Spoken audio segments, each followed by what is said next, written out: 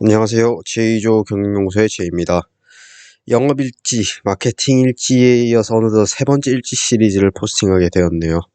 저는 작년 10월부터 현재까지 플랫폼 회사에서 그로스 마케터로 일하고 있습니다. 하지만 아직 그로스 해킹을 제대로 시작하지 못하고 있습니다. 그 이유는 PMF를 체크하지 못했기 때문입니다.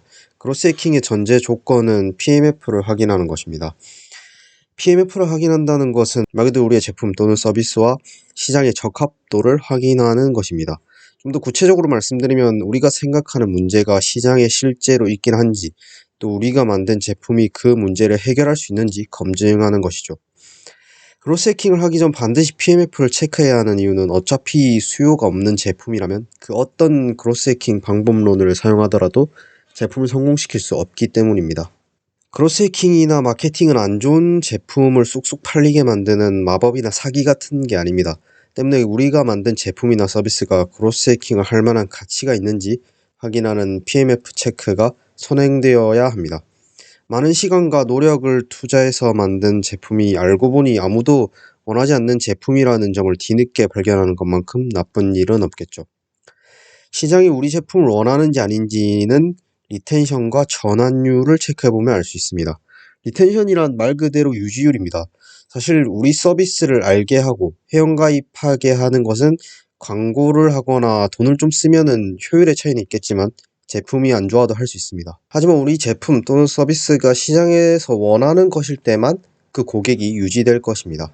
전환율의 경우 어떤 전환율을 확인해야 하는지는 제품마다 다르겠지만 핵심은 우리가 생각하는 문제와 우리 제품이 제공하는 해결책이 고객들이 돈 또는 시간을 지불할 정도인가를 확인하는 것입니다.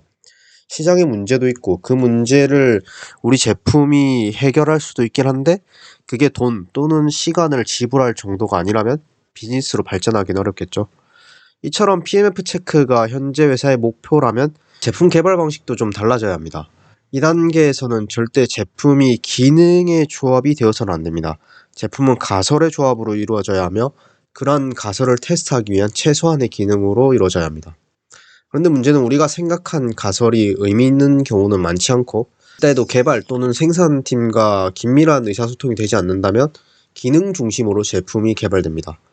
어찌됐건 개발자분들 또는 생산팀의 관점에서는 기능이 제대로 작동하게 하는 것이 우선순위일 테니까요.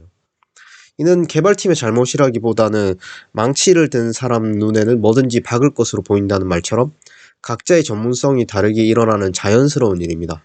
물론 자연스럽다고 해서 무조건 바람직한 일은 아니기에 그냥 둬서는 안 될 것입니다.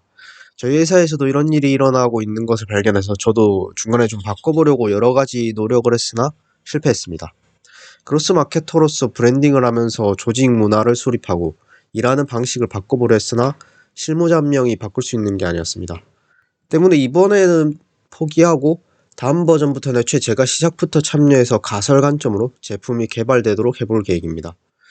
사실 모든 그로스 전문가가 단 한 분도 빼놓지 않고 그로스 해킹은 팀 스포츠라고 말합니다. 애초에 그로스 해킹의 정의를 크로스 펑셔널한 직군의 멤버들이 모여서 핵심 지표를 중심으로 실험을 통해 배움을 얻고 이를 빠르게 반복하면서 제품이나 서비스를 성장시키는 것이라고 하시는 분도 계십니다. 사람마다 그로스 해킹의 정의는 약간씩 다르게 하기도 하지만 그 중심에는 항상 제품 또는 서비스의 성장이 있습니다. 때문에 단순히 마케팅을 잘하거나 반대로 제품만 잘 만든다고 되는 것은 아니겠죠. 그 정의상 여러 직군의 멤버들이 모여서 핵심 지표를 기준 삼아 시장에서 고객의 반응을 점검하고 그에 따라 제품을 개선하고 이를 다시 시장에 효과적으로 알릴 수 있을 때 비로소 그로스 해킹이 가능한 것 같습니다. 저는 이렇게 전사적으로 협업하는 문화 또는 일하는 방식을 만들기 위해서는 공동의 목표를 만드는 것이 가장 중요하다고 생각합니다. 각 개인별로 또 각 부서별로 목표가 다를 것이기에 이를 하나로 묶을 수 있는 목표가 필요한 것이죠. 이게 없으면 우선순위나 방향성을 정하기 매우 어렵습니다. 각자 자신이 일하기 편한 방식이 있을 것이고 더 낫다고 생각하는 아이디어가 있을 테고 또 각자 자신과 자신의 팀의 성과를 올리기 위해 일하고 싶지 다른 동료나 팀의 성과를 우선시할 수 있는 사람은 많지 않을 것입니다. 때문에 OMTM 또는 북극성 지표라고 하는 가장 중요한 한 가지 지표를 정해야 합니다. 현재 우리 제품의 상태나 목표, 서비스 성장 단계 등의 요소를 종합적으로 고려해 의사결정과 행동에 영향을 미칠 수 있는 지표를 정해야 합니다. 사실 요즘에는 대부분 경영진이든 실무자든 데이터의 중요성을 공감한다거나 사용자를 최우선으로 일해야 한다고 이야기합니다. 하지만 이런 말은 누구나 할 수 있습니다. 그로스해킹을 위해 진짜로 필요한 것은 단순한 마인드셋 정도가 아니라 실제로 사용자를 중심에 놓고 일하는 프로세스와 사용자 데이터를 획득하고 분석해서 업무에 활용할 수 있는 역량입니다.